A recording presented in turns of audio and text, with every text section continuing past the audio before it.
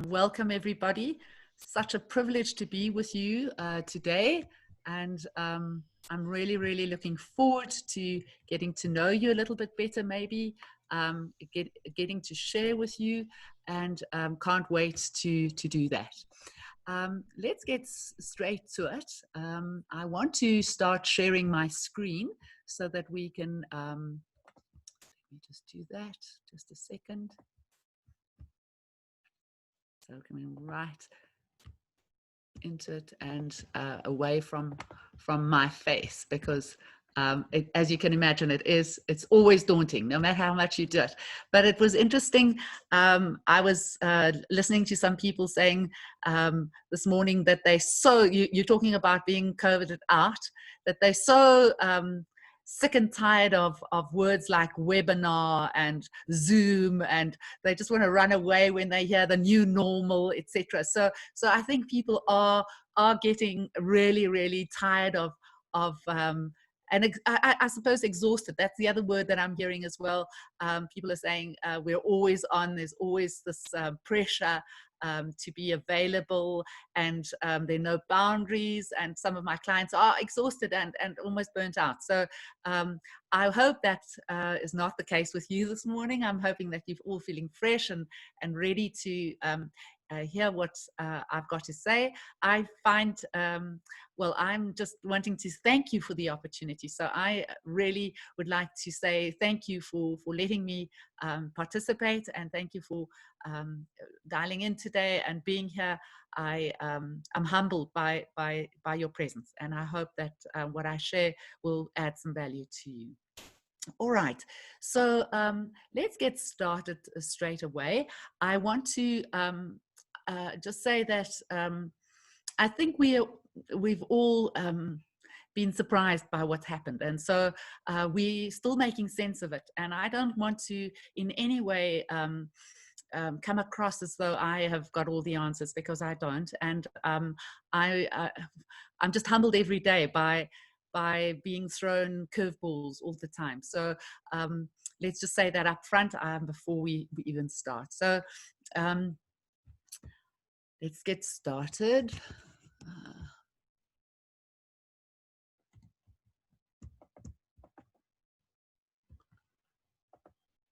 All right, so I want to upfront set some terms and conditions.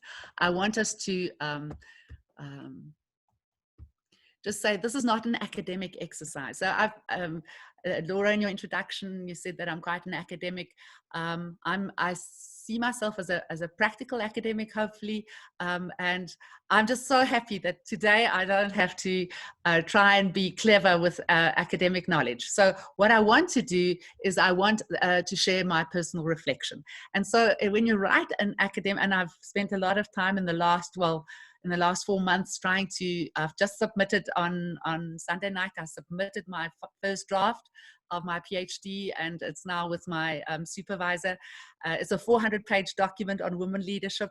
It was a daunting task, and I'm just so glad that I don't have to do it for now. So I want to say this is my personal reflection. I'm very grateful for the opportunity to share it, but I want you to know that these are my opinions, and USB Ed cannot be held liable for anything that I might say that's not politically correct. So thank you for allowing me the opportunity to speak my voice and to say my bit, and I hope it won't come across as being arrogant. That's not what I want to do. My objective is to for this session to bring hope and to help you a little bit through the storm. So that's really what I set out to do when I designed this presentation. So I found this lovely quote: "We are in the midst of a highly teachable moment. There's no doubt that this period will be referred to for the rest of our lifetimes. We have a chance to go deep and to go broad. Globally, we're in this together. Depth is being forced on us by great suffering, which, as I would like to say, always leads to great love," by a guy called Richard Rohr. So I'm hoping that today will be about sharing what we can learn from this and going a little bit deeper. So today's agenda, I'm going to start off with some leadership lessons, and then I want us to talk a little bit about SCARF, because that's where the neuroscience comes in and how that can work or help us during this time. And then I'm going to end off by introducing you to something that I developed called the Toolbox 2020, which is really taking all the leadership lessons and putting it into templates that you can then you can use in your own free time. If you get stuck on something, it's just a user-friendly template asking you questions, and then you design the answers around those questions. So I will introduce that to you, and that will be your takeaway present as we go into the rest of COVID. All right, so I want to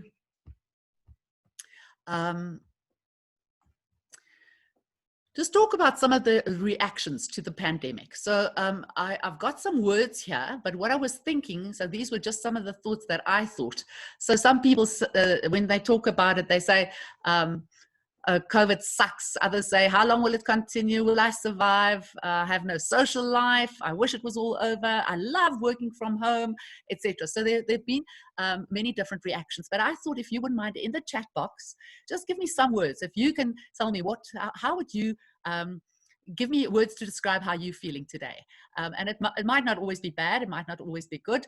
Anything, any short words, just descriptive words of how you have experienced the time, these past months. So I'm waiting for reactions in the chat box.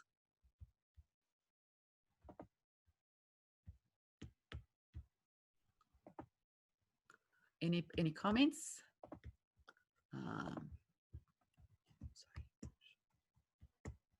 So I'm looking at. Can you see the comment? I can't see it. Shall I read something for you? Would you like to read? I'll read a few of them for you. I've worked at the office, the home, that to change and appreciate what I have. I love the challenge, forced to learn and relearn. Sucks, but has helped to push some necessary changes in the digital space. Wish all was over already. Thought searching period. Some people can't wait until it's over. Fatigued, scared. Definitely some mixed responses there. Okay, lovely. All right. So different reactions, obviously, different reactions, different takes on it, and that's what makes it so difficult. So I'm happy that you've shared that, because that. How I came across this. So some of you who, I don't know if you are aware, but the 10 enablers model was a model that, or is a model that I developed. Sure, it's been for the last almost, I can almost say 20 to say, I'm very proud to say that we will be publishing a book with this model in it. My colleague and I, Professor Karen, she was also with us at USB Ed for a long time, but Professor Karen and I wrote a book, and it's going to be published in October this year, and it contains the 10 enablers. Of course, it's dominated my thinking, and it's become such a part of my life, and I don't want to go through the whole model, but it really, let me just give you an overview. It consists of 10 enablers. Starting with ethos, ego mastery, and then exploring the environment, which is number 3. Number 4 is eureka. Number 5 is envision. 6, oh, I see I've made typos there, but engaging, embarking, executing, evaluating, and exiting. So that was the model through which I'm just a short advert. So just have a little bit of a marketing opportunity. So if you do see the book later this year, it'll be called the Leadership in Emerging Markets, and it's the 10 Enablers model, and it's by Karen Skippers and myself, Sonia Swart. So if you want to look out for that. But that was the lens through which I looked at COVID-19 leadership lessons. And so I then came up with 8 C's, which is really COVID Ocean, which pulls from or draws from execute and explore in the model. Connected, that really pulls from or draws from engaging, creating hope in darkness, clear communication, clarity of purpose, capitalize on opportunities, concern for others, and content and calm. So those are the headings of today's session that I'd like to go through, and I would like to use. So one of the things that I've learned through my studies in leadership women leadership and African leadership is that the use of storytelling, I suppose it's not just African leadership, but in terms of storytelling, it's really important that we use storytelling in teaching. And so I would like to use the analogy today of us going through a storm.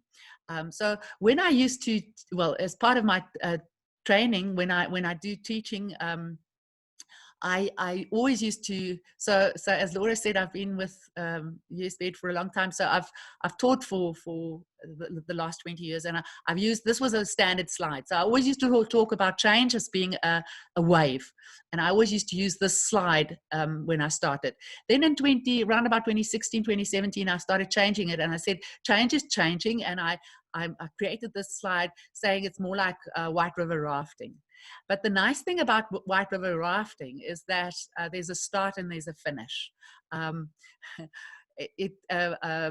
There's a beginning, and it's usually kind of a leisurely activity that starts at, let's say, 9 o'clock. I've done that at the Victoria Falls. You start 9 o'clock, and by 12 o'clock, you're exhausted, but you get out of the boat and it's over. And then I said, oh, heavens, this is a completely different storm. So as we approached 2020, it looked a lot more like this. So it wasn't a river rafting. It wasn't now we're over it and we can get out of the boat and we can joke about it. This is a serious, serious storm. And my husband and I started talking about the COVID ocean, because the COVID ocean is really what this little virus, this virus that we cannot see, created around us. And the reason why I want to use this is because there's lots of up and downs and up and downs. And so I came across this quote. The COVID-19 pandemic is a public health emergency, but it's far more than that. It's also an economic crisis, it's a social crisis, it's a human crisis that is fast becoming a human rights crisis as well. So that's by Antonio Guterres, the UN Secretary General. And so what we're seeing is that even though it might be a virus, it's become such a huge tsunami almost. It's going to influence our way of being for a very, very long time. And so I decided to change my thinking from being a river rafting, enjoyable ups and downs, to a real storm. And what I saw though is that what's happened is that we look towards our leaders. And so I'm going to come back to this, but let me just say the COVID ocean is about ups and downs for everybody. And so some days are good and some days are bad. But what I've learned is that I do not have control over the virus. I can only control my thoughts, because you get so tensed up by the virus and what the virus is going to do to you, and all the thoughts that go through our minds.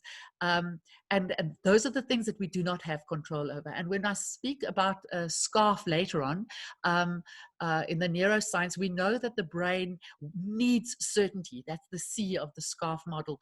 And because we don't have certainty, it really creates a lot of tension in our lives. So we can control our thoughts and who and what I give my attention to. So those were the lessons that I've learned. I've also learned that when I'm on a down, things can really go crazy. And I have learned that I can go crazy. I can do all kinds of funny things when you're really not feeling well. So the structure of my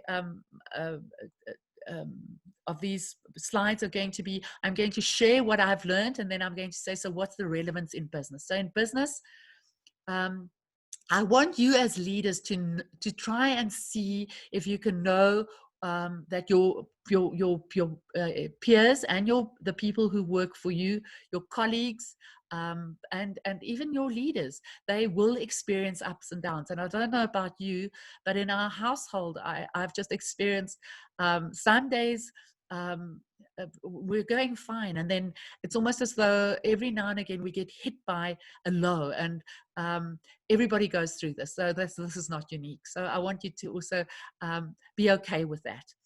As a leader, what can you do? You need to be empathetic.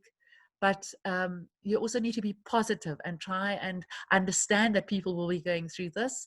They might not always share it, but you might see it in their outputs. You might see it in their productivity. And the secret here, I think, is not to stay there. So if people stay there and there's been 3 weeks of down, you need to know that there's a big problem. So let's start off by just admitting that we're in this storm, we're in this COVID ocean that is sometimes there's a high and a lot of times there'll be lows.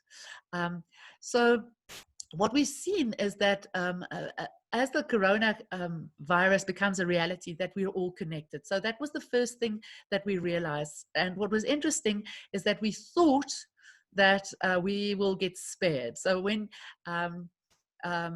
it was interesting because we spent Christmas in, believe it or not, in Hong Kong, and we came, and my husband works in India, so from there we went to India, and we came back late January, thinking that oh well, you know, it's a Chinese problem, not thinking that perhaps we could have contracted it. The first exposure that I had was when we came back from India. We went through Dubai airport, and it was so quiet, and we didn't realize that this is really serious. And then came to South Africa. We were still planning things for American students to come to another university that I'm affiliated to. We had a big workshop planned for them, and all of a sudden, we said, oh, don't worry, they were supposed to go to China. They then chose South Africa. We said, come to South Africa, we're not going to get the virus, not thinking that we're all connected. So you can't run away from it. So the storm is everywhere, even the islands. And so I think if I think about Mauritius, we think we can run away from it, but it's even Mauritius. And we're not an island. So even if we thought that we're an island, even if we thought we were at the tip of South Africa, it won't ever come here. Lo and behold, we are genuinely connected. This is a global village, and we need to understand it. And then my realization there is that what others do will affect me. And you know that joke that we always used to make: if somebody sneezes, somebody else gets a cold. Well, if that literally happened, somebody sneezed in Wuhan, and we all get exposed to the cold. So it's just that interconnectivity and the fact that we are all linked made me realize, but what I do will also affect others. And every action that I do might have an impact on everybody else. I also thought about, that's why I want to go back to that other slide about Mr. Donald Trump. And I just think that you might think you can make America great again, but then life has other plans. So what happened was we thought we knew it all. We were quite arrogant, I think, as a human race, thinking that we know it all, and we've got everything under control, and we actually don't. We don't have it. So what can we tell leaders? What can leaders learn from this? Well, the first thing is that you need to know your environment. You need to know what's going on in your environment, and just realize with humility that we are all interconnected. It was interesting. One of my students sent through, and this was right at the beginning, he actually came up with it, a beautiful, and he made a little slide. We did pestle, and then he sent a little slide through to me. He said, you've got to change your pestle slide, and it had a big toilet roll, because those were the days that we just everybody started stocking up with toilet rolls, and I should have actually included this here. He said we needed to change pestle, which is political, economic, social, technological, legal, and environmental, to a festal, which is political, health. And he had this little toilet roll slide where he said it's kind of put everything on its head now, because health is now more important than the pestle, which is really a lesson for all of us, that we never considered health to be so important. And then also as a leader, we need to know that our actions have reactions, and that we can't sub-optimize. You can't make America great if there's a virus, because we are connected. You can try and optimize, but we are unfortunately all connected. So that's why I want to go back to the slide here that I had just now. Um, you might have seen this. This was on social media. But if we look at our leaders, I don't know if you saw this, but on the left-hand side, I jokingly say, spot the difference. So the leaders on the left-hand side are all women, and those are the countries that were doing well in this pandemic. And on the right, all men. So that's why I said I might not be politically correct, but if given women leadership, I need to just say that I'm very proud of the women and how they have really impacted on and maybe made a point. And then this slide, I also wanted to just throw in a little bit of comment.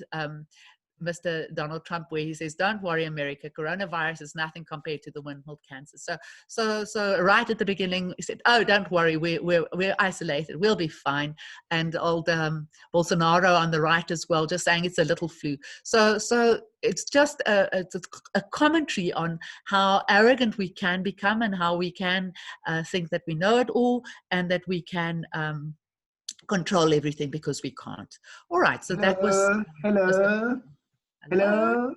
Yes. My apologies, Sonia. You know, I didn't have the link. That's why I've joined late. All right, you're welcome. You're welcome. My name is Benisisa from Swaziland. Oh, and you know, I'm interested on the slide whereby you are showing this great leaders, those that are successful in terms of handling the COVID, and those that are actually in terms of handling the COVID pandemic. And I wanted to make some, you know, my own observation. I'm not too sure if I can. Hi, Vicky. So we'll have some time at the end for questions and answers. So Sonia's just busy with her presentation right now, but we will have time for questions and answers afterwards. Okay. But I'll be very, thank you. I'll be very interested to hear what you've got to say. I can't wait. So let's get through these slides quickly, and then we can have a nice chat about this. All right, so I wanted to just show the world map. What's worrying me is that Africa is still looking untouched, and that I think that as far as I can remember, this was 28th July, so that was yesterday. My worry though is that remember we said at first we thought we weren't going to be affected, but the fact of the matter is that we're all interconnected, and it's just going to be waves and waves of ongoing change. So even if we're not being affected right now, the chances are that we will still get affected. So I would be interested to know about how you're experiencing it and how it's affecting you. But just for now, just to say that in March, when we started, we also thought that was never going to hit us in South Africa, and see how we're now fourth in the world. It's not going to go away, and it will touch all of our lives. So just a comment. The other thing that I was thinking yesterday, well, this was yesterday, I just thought, well, let me go and get, how serious is this? Because people are still, believe it or not, there's still people saying it's not serious. And maybe given the graph that we just looked at, maybe people in Africa could still say it's not serious. But if you think about, and this is not even all the deaths, because I do think that a lot of deaths are not being reported, but 16 million cases and 650,000 cases are deaths. I don't think that we can ignore this. I don't think that we can say it's going to go away. I don't think that it's going to not touch our lives. And so that's just to bring about the seriousness of it. Which is another thing in change management that we need to do, is we do need to show always the current reality.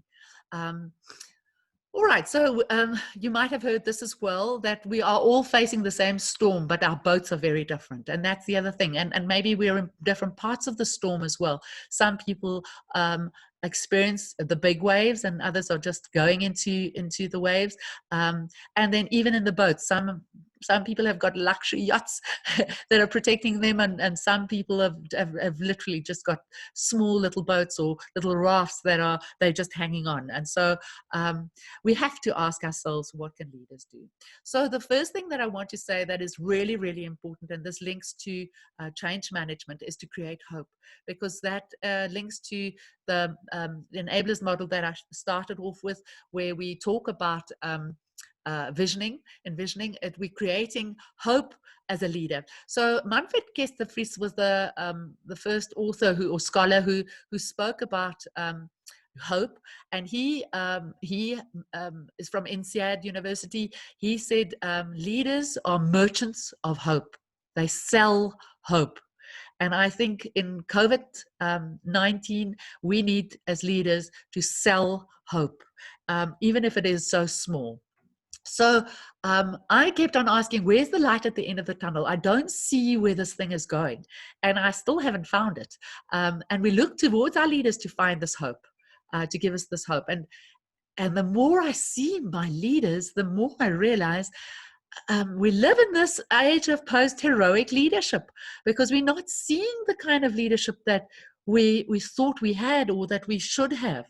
And so in a sense, I came to the realization that in a way, we have to create our own lights. We've got to create small bits of light, because even the leaders don't know how to deal with this. So it is scary. It is really scary. We don't have these light houses, but in a sense, we've got to create our own light. So we have to try and share that hope with others. We've got to find our own hope and then try and share it in little ways and create little shining lights in this darkness. So in business, you have to ask yourself the question, what is the light your business, your team, or your function, or you yourself can bring, and find that. And so in the template, in the toolbox, you'll find that I give you some questions as to how you find that light and what is it that you can bring to the world. And I also found these quotes that I thought were quite nice. There is light at the end of the tunnel, but the tunnel represents what is unknown to us. And the light represents all the things that can be known to you. So this author says, don't be kept in the dark, seek the light and keep learning. And that's all we can do. And that's what I was hoping that today would also bring, is that we learn from each other, and we together we seek the light. This was another one that I thought was nice. The light isn't at the end of the tunnel, it's wherever you are. So it is about you creating a little rays of hope for the people around you. And as a leader, you have a lot of opportunities to do that. Even if you might not physically be with your people, you can create the light, and you need to do that. The next lesson is really clear communication. And I use the compass and the steering wheel there because I just think if we're in a storm, we need to know where we are going, which the compass resembles, and how we will get there, and which direction we'll drive. So what did I learn from this clear communication? Okay, so we get confronted by this, and I just thought, okay, so what do we do now? How do we go about this? And I heard somebody else talking about this the other day, where they said their mother was now she's 84 years old, and she was she lives in an old age home, and she was identified that she's got she's positive, COVID positive. And he said, you know, you think you know everything, but then the first thing is, okay, so now what do I do? What do I do now? How do I get her to the hospital, and do I now go in quarantine, etc.? So we have a lot of do questions. So what do we do now? And from a communication point of view, I don't know, just from a South African point of view, I was really, really looking forward to the president's address every now and again, because it gave you that shining hope. It gave you that shining light at the end of the tunnel.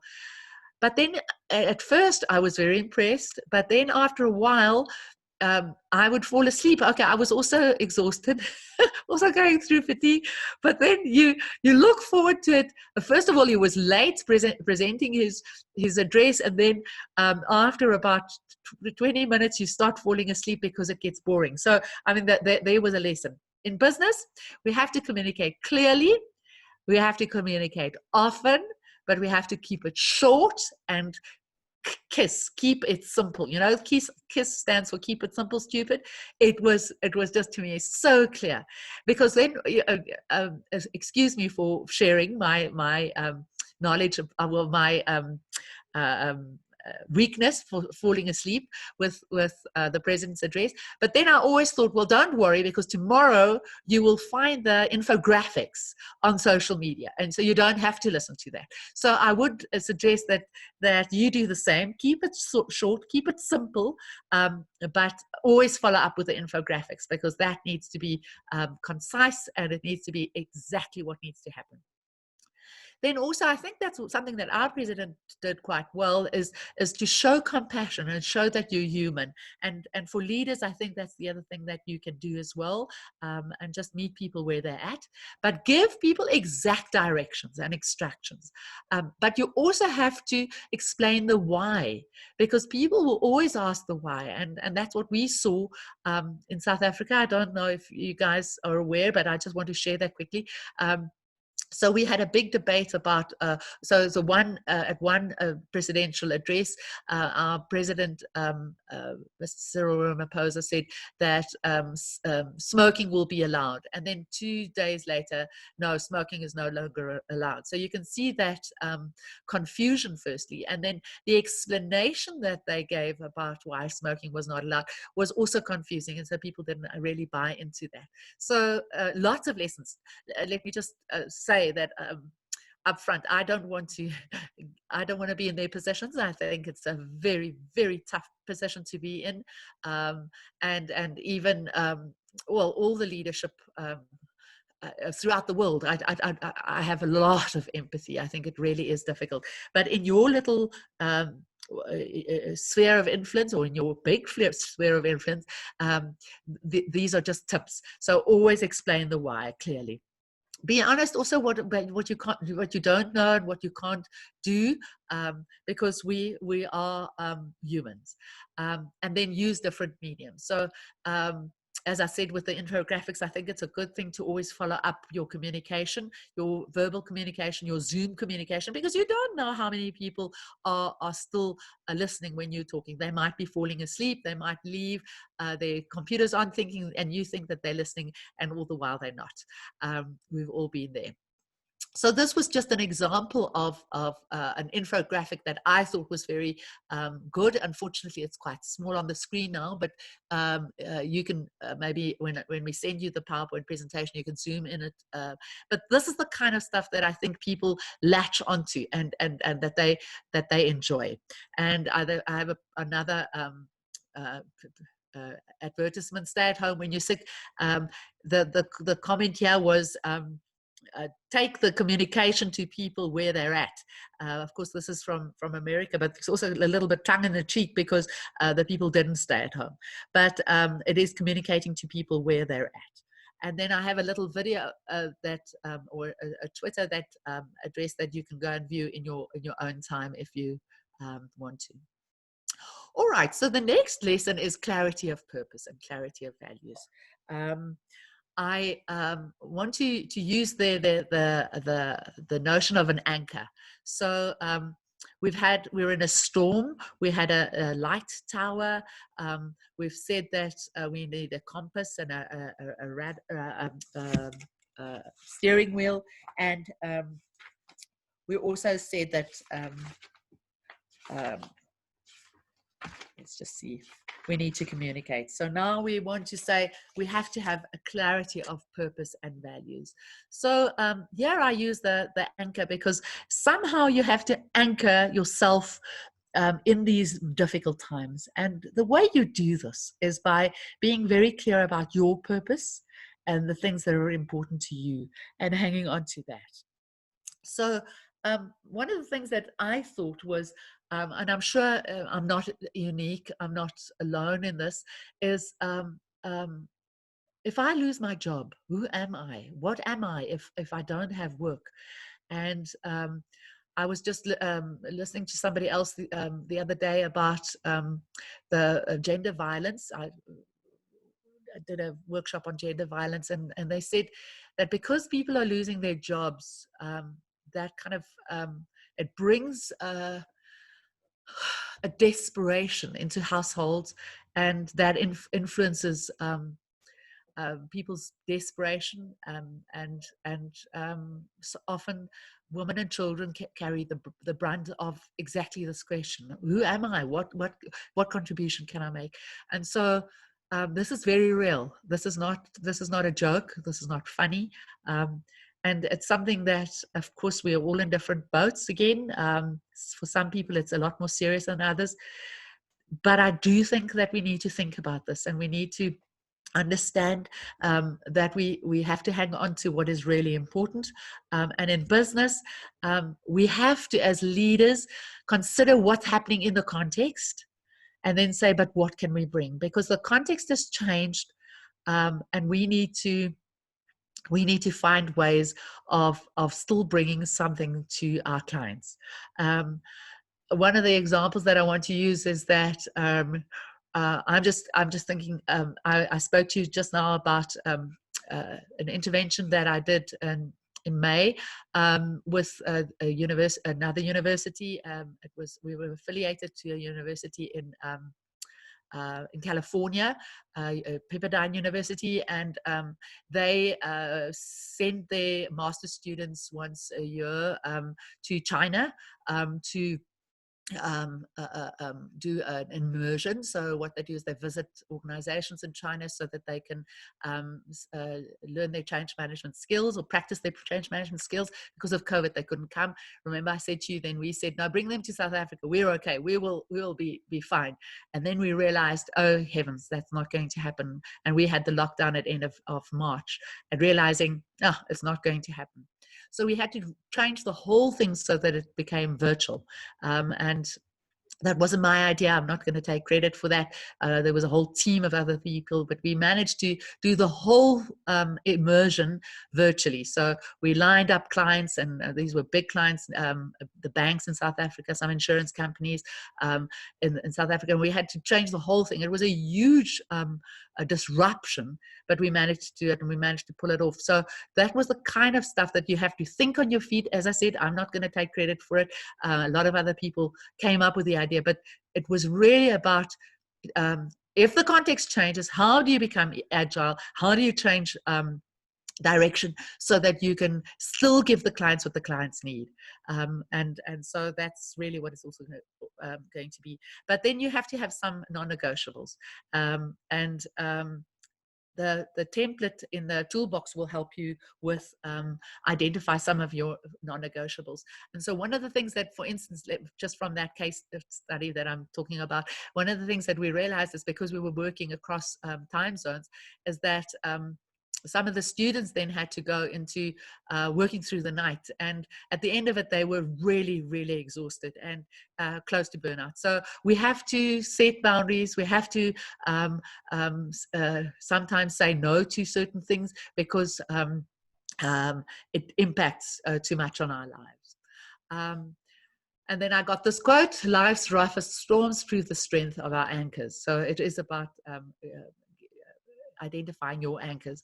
So I would like to encourage you to use the toolbox to identify your anchors and identify the things that are really, really important to you, and your boundaries as well, so that you hang on to what is important to you, and also look at your core purpose. What is it that you bring the world, etc.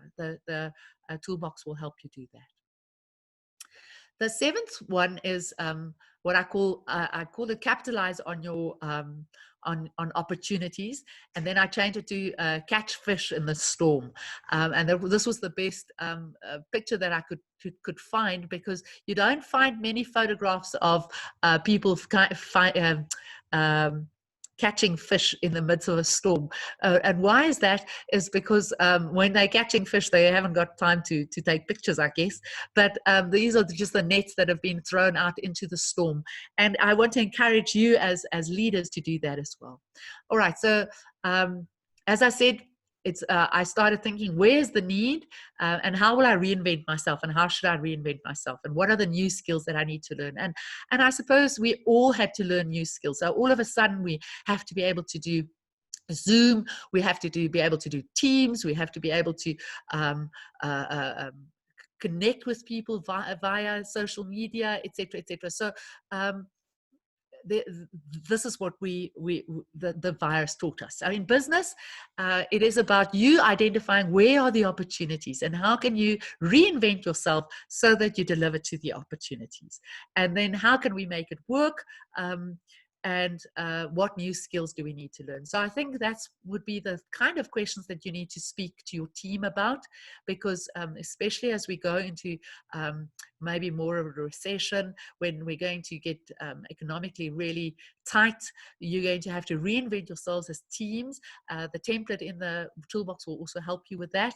And so I want to encourage you to start thinking about what might be the new skills that you need to learn. All right, so and then lastly, concern for others. This was the joke, so this is just a little bit tongue-in-cheek.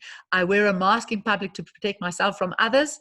Or Dwight asks, I don't know if you've ever watched The Office, but he's a real simpleton. So he asks, I wear a mask in public to protect myself from others. And then he says this wise thing: wrong, I wear a mask in public to protect others from me. And so what I want to talk about when we talk about concern for others is we live in an ego-driven world.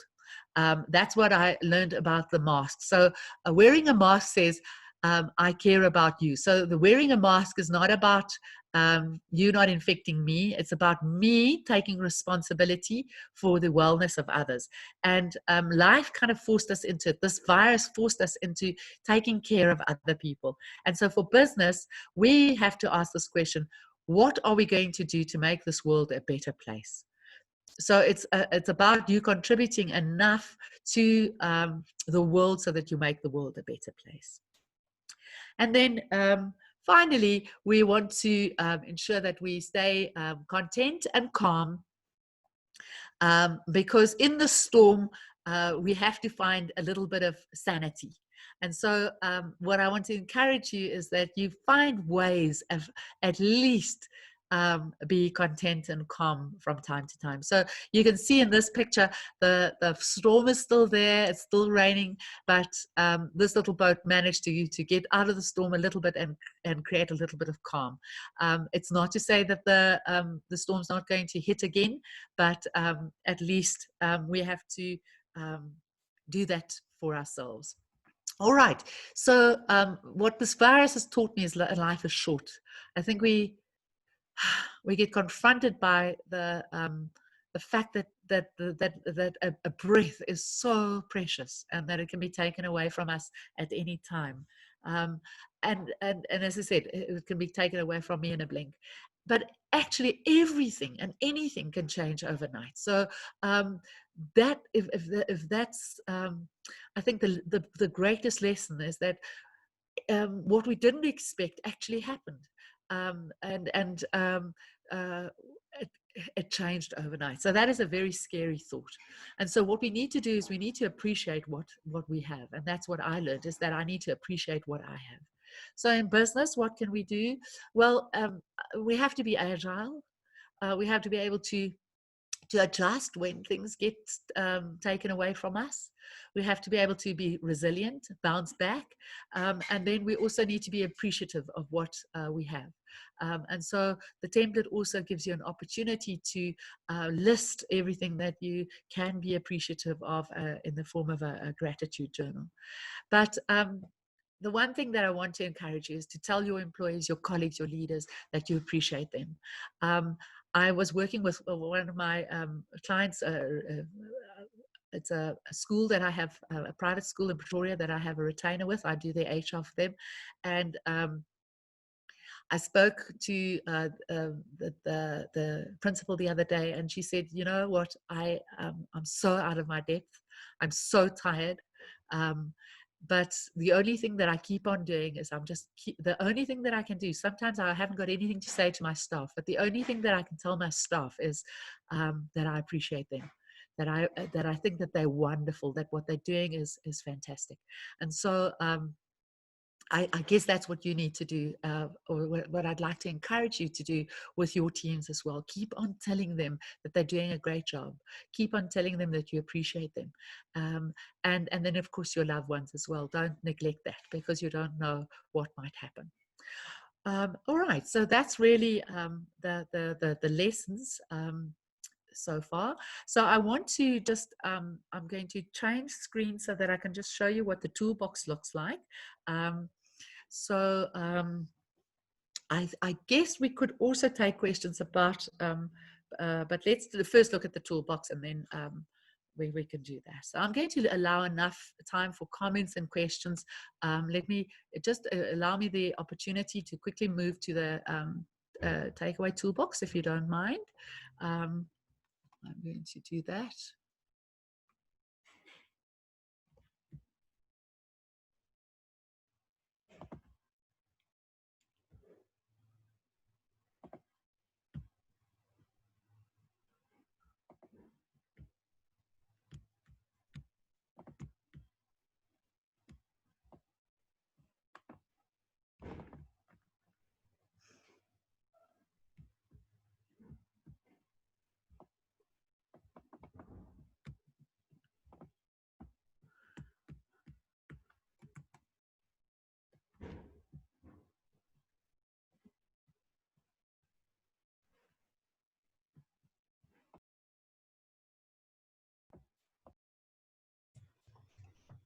Sonia, perhaps while we wait for you to get, just to share that, everyone, if you maybe want to pop a comment in the chat box, what is the one thing that maybe stood out from what Sonia's presented so far, something that resonates with you? If you just want to drop a little comment in the chat box.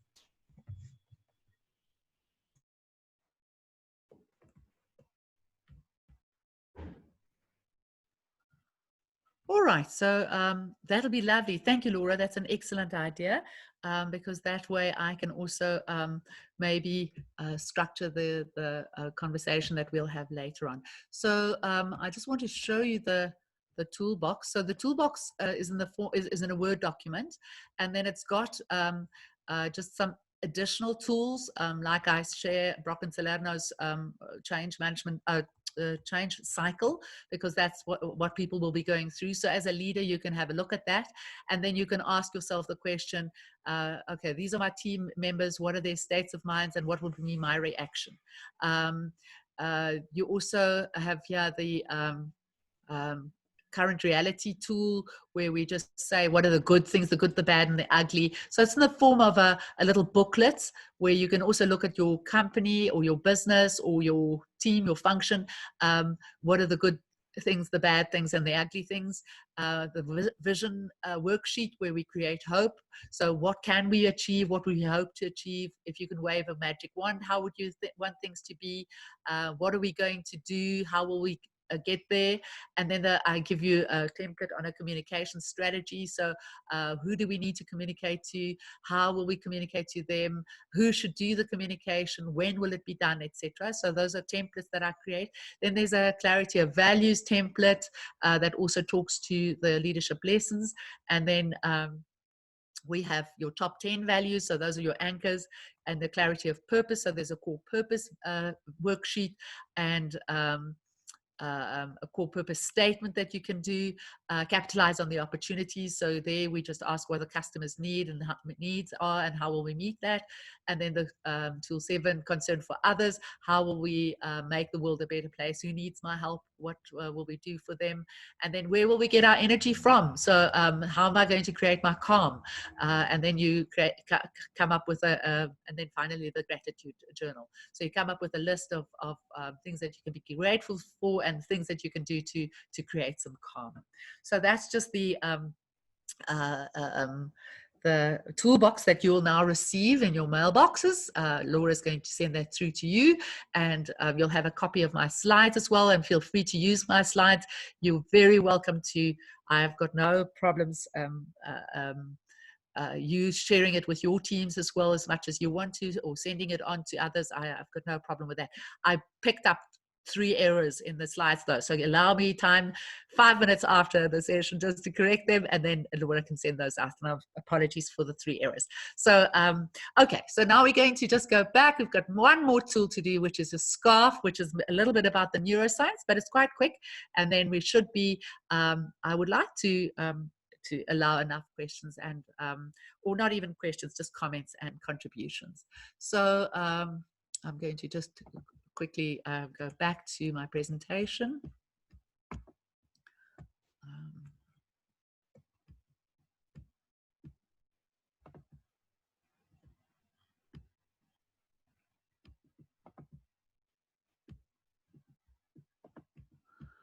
All right, so if we want to, you see, I always bring in neuroscience because I think it's such a valuable tool for us. So let's just think how the brain works and how it can help us. How can it help us a little bit? So David Rock came up with a scarf model, and in my courses, if you've been in my courses, you'll know that I always talk about David Rock. So the scarf model is a really, really easy to use and a valuable lesson. So David says that the brain has been designed in this way, and he uses the acronym SCARF, where S is for status, C is for certainty, A is for autonomy, R is for relationships, and F is for fairness. And it's just a way of remembering. So people remember pictures more than they remember words, and that's why I had the storm as a story as well, with the light tower, and because those are the things that you're going to remember. You won't remember the words, but you'll remember the light tower, you'll remember the compass, you'll remember the tunnel, you'll remember this incredible storm, you'll remember the boats. Those are the kind of analogies that people remember when they learn. So the scarf, maybe you can just think about the hand as well. So the thumb is status, etc. So I just want to quickly refer to scarf, because what the virus has done is and this is why we battle so much with this, is because we want status. The brain wants to, one brain wants to be better than another brain. And that's how we survive throughout civilization, is because one person always wants to be better than the other. And why is that? It's because we want to conquer our enemies. And so it is about status. And what this virus has done is really turn it onto its head. What does it say? It says we're all equal before this virus. Okay, so what it means is it doesn't distinguish between who's rich and who's poor, who's in the hierarchy at the top, because Boris Johnson gets it, Bolsonaro gets it, so the leaders also get it, the actors get it. So rich people, poor people, everybody gets this virus. So we're equal. You know how you're equal before the law? We're equal before this virus. So it kind of blows this need that we have for status out of the water. The next thing that the brain wants certainty.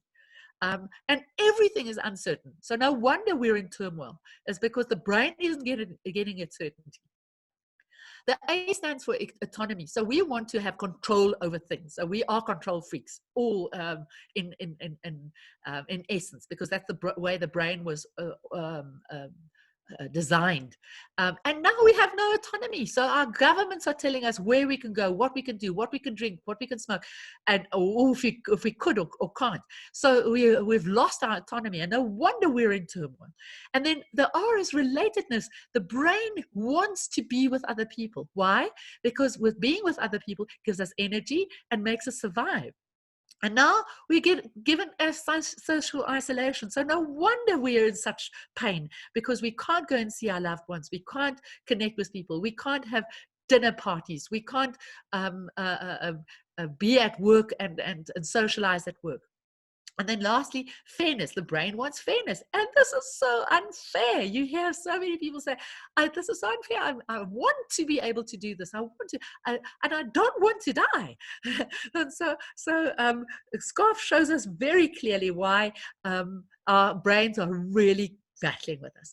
And so all I could do was give some suggestions.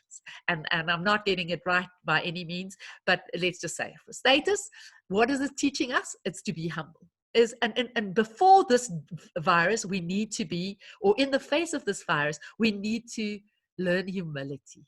We need to just say, you know what, I'm nothing. I'm just a breath, and it can be taken away from me in an instant. And so, yeah, that's what I'm just so aware of. And then certainty, we have to find some things that are certain and then hold on to that. So even if it's just small things, and so I heard somebody say this the other day as well, even if it's just an agenda or you know, there's a routine, at least, you get up in the mornings and you do this and you do, so that there is some certainty. So create some certainty, autonomy, find the things that you do can control, you can control.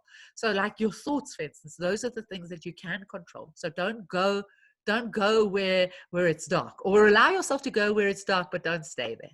And then relatedness. I think what this virus is trying to teach us is to be okay with being alone. It's getting a bit much now, though.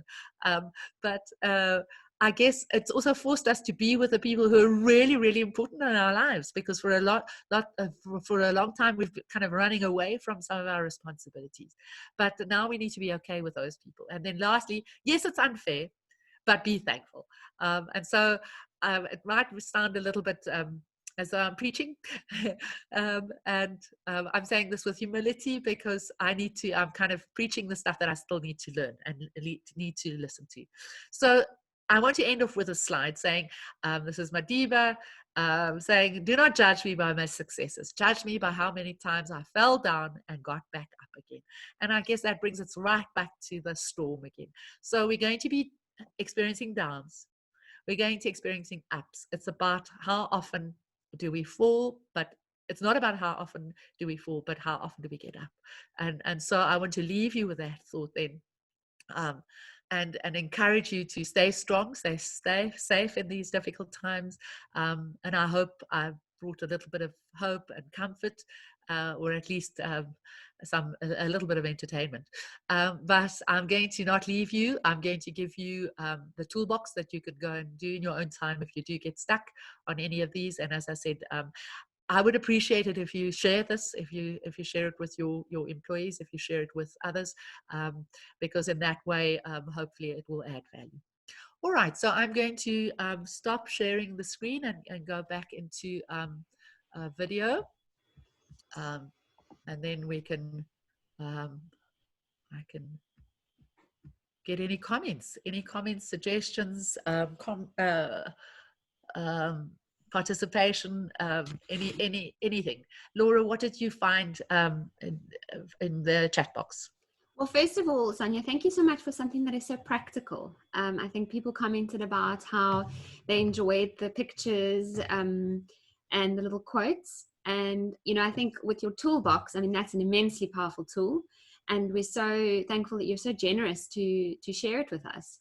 And the scarf model, I think that's an incredibly powerful tool to just keep in mind as we manage and lead our teams and we interact with our colleagues, or even looking, managing upwards, even where that's necessary. So we really appreciate that.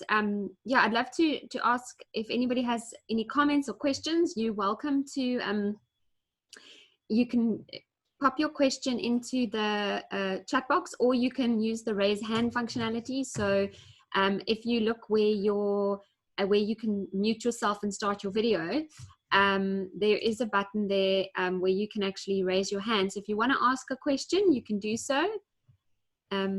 We'd love to get some comments from you.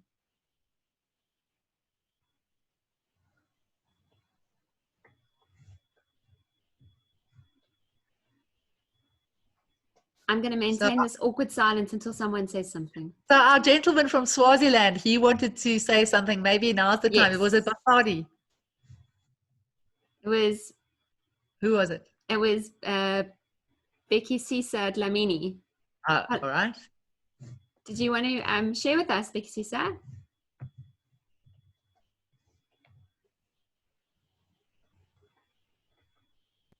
Hello. Can everybody hear me? Yes. Yes. Yeah, thanks for the opportunity. Actually, I wanted to say, sometime last week, we had a very good session in terms of leaders that are able to contain the COVID-19, as well as those who seems to be failing to contain the COVID-19. And the interesting part was that, or the observation was that, when you look at these countries, those that are capitalistic in terms of the political standing, they seem to be battling with the containing the COVID-19. And those countries who are sort of like more inclined on social activities seems to be winning in terms of handling the COVID-19. And to me, it sounded very, very, very interesting, and from the look of things, real, because their programs in terms of their social responsibilities, they had a very good responsive programs as compared to those that are driving profits and stuff, which they didn't have enough anchor in terms of taking care of their population. That's a comment that I wanted to share. I hear what you're saying. Thank you for sharing that. I find it interesting. I think we're going to learn a lot from this, and I think we'll learn from each other, and only time will tell. I have a nasty feeling. I hope it's not. I really hope that's true. But I have a nasty feeling that we have not yet seen the worst. I think there might still be repercussions, and things might get worse. But let's hope not. I really hope not. And I don't hope it's true. But I have a nasty feeling that we haven't seen the worst yet. And I just hope that, I just hope we get a vaccine soon. And let's just say that that's the light at the end of the tunnel that everybody's hanging on to. And let's just hope that happens soon. But I hope, I really, really hope you're right. And I hope Africa gets spared. Yeah. Any other comments? Anybody else is welcome to contribute. Let's have a discussion. It's not just a one-on-one. It's a team discussion. Anybody's welcome. Yeah. But you have to unmute yourself to do that. Yes, I see. I see Siboniso has unmuted himself. I'm not sure if maybe he wants to say something.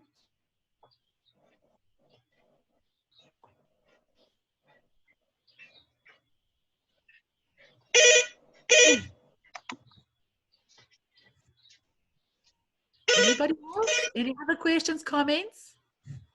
Yeah, take one from Pexisa. Okay, we can't hear you.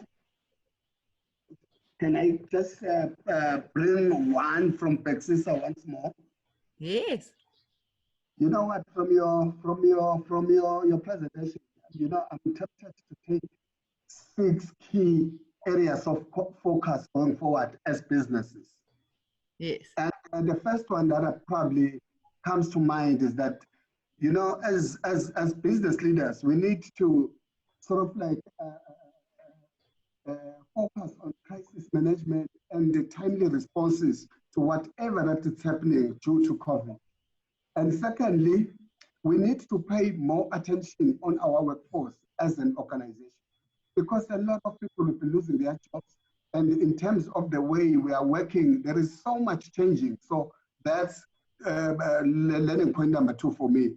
Then the third one, our operational and supply chain, we need to review that as much as we can, because what is happening, you'll find that some organizations are failing to continue with businesses, even if they are given the green light to operate, because of the supply chain, which is affected due to the COVID-19 pandemic.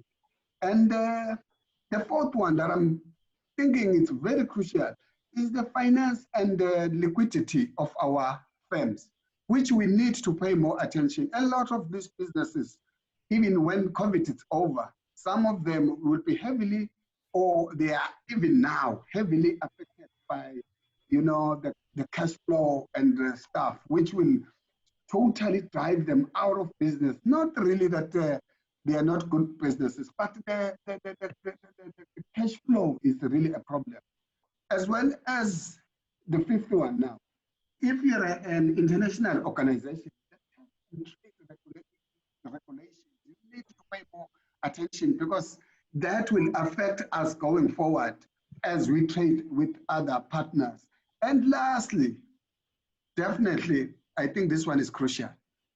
As organization, our strategy and branding, it's very crucial for me.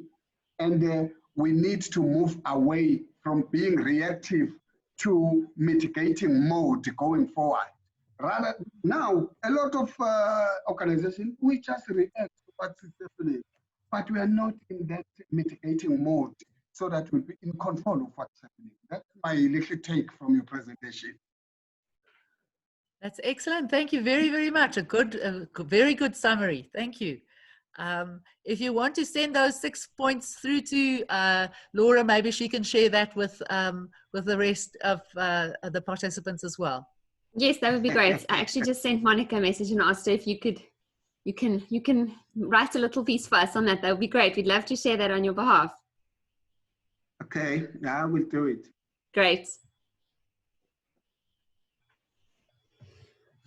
There don't seem to be any other comments coming through. Is there anything? We have 5 minutes left, guys. So if there's anything you do want to ask or comment, now's your chance.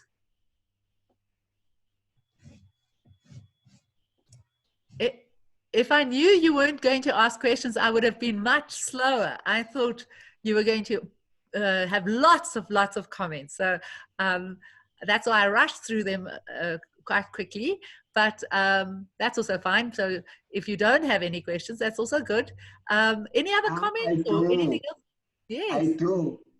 It's just that, I'm now afraid that it looks like I'm the one talkative here. Yes, that's fine. We need to be lively. Again, I've picked 5 crucial points. If I can be given a chance to go and tell the leaders what we need to do going forward. And the 5 little points that I have from your presentation is that, it has come to my observation that the message that we're receiving, they change all the time. So leaders should be aware of that. The message, we don't receive consistent messages, but messages that people change. We need to make decisions. And actually, the leaders must make decisions and work through tough choices faster, rather than to sort of like delay probably taking action. 3, protect dignity, rights, and value. As we deal with this thing, these leaders, they must actually protect our dignity, our rights, and value. Really, when you look across the globe, there are a lot of concerns, things that are not happening correct as far as I'm concerned. And the 4th one, we must not be plan-driven, but we need to be purpose-driven for us to overcome this problem. And the last one, really, I think you have touched it very well in your presentation, whereby you said that, we all exposed in the same storm, but we use different boats. But for me, I'm saying everyone is having their own ups and downs as countries. But really, we are all fighting this pandemic from different angles. And it depends how the country is positioned in terms of economically or politically. And that will somehow fast track, plans going forward for those countries. Those poor countries, I'm telling you, like our country, we will definitely keep on, picking up the pieces without knowing exactly when to make sure that we are in the forefront. That's great, Pikisas. Thank you very much. That's really, really good. So put that in a mail, will you? Because it, and then we'll quote you and we'll use you as a reference, because I think you summarized it well. Thank you very much for that. Okay. Would anybody else like to summarize or give Deborah, don't you want to say something? Oh, thank you for giving me the opportunity to say something. This was a well-structured presentation. and very relevant to us at this moment. Actually, since there are only a few minutes left, I have to take on the scarf, particularly the idea of molding ourselves into humility in this current scenario, even at our workplace.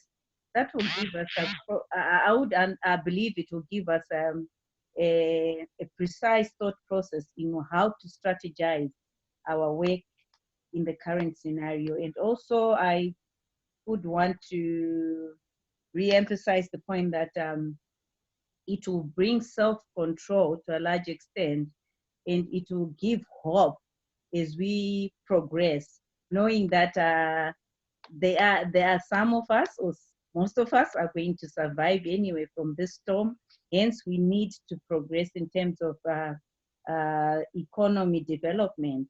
In that case, we really need to be conscious of that. That is taking the scarf, using the idea of what the mind resonates and is always thinking about. That was very powerful to me. Thank you, eh? It's a pleasure. Thank you. Thank you for summarizing. Well done. Well, yeah, thank you. It's wonderful to hear, you know, like Sonia said, this is a dialogue. And while Sonia has shared her insights with us, it's really, really great to hear from you. You know, you are working with us in many instances, and we really value your input. So thank you, Deborah. Thank you so much for sharing that with us.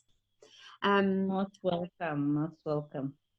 We're going to be wrapping this one up now. I want to thank you, Sonia, so much for your time, your energy, and your effort that you put into your presentation. I look forward to, I'll receive the final updates from Sonia, and then you will receive an email. If not, maybe not today, but if not today, then in the next day or so, but before the end of the week, with the presentation slides. And if all went well with this recording, then the recording will also be available, so you can share it with your colleagues and your peers. I'd also like to take an opportunity to mention that we're going to be having our next session on Wednesday, the 26th of August. And Dr. Lisa Barclay will be speaking to us on responsible circular economy. So those invites will follow as well in the same manner in which you received these. And we do hope that you'll be able to join us for the next session and all the sessions that follow. We value your participation and your time. And I just trust that you're going to have an inspired day going further, and that you'll be able to implement something that we've spoken about this morning. So thank you very much, everybody. Laura, sorry, can I just also thank everybody? I didn't do that. So thank you very much for your attention as well, guys. I really appreciate that. You're welcome to contact me at any time if you want to ask or you want to continue this discussion. But I appreciate you taking the time and listening, and thank you very, very much for allowing me to share my lessons learned. I wish you well, and I hope as leaders that you really make a difference, that you bring the shining light, and that you to help your staff through this, and yourselves and your families. All the best. Stay safe. Stay very safe. Thanks, Sonia. Yes. Bye-bye. Thank you.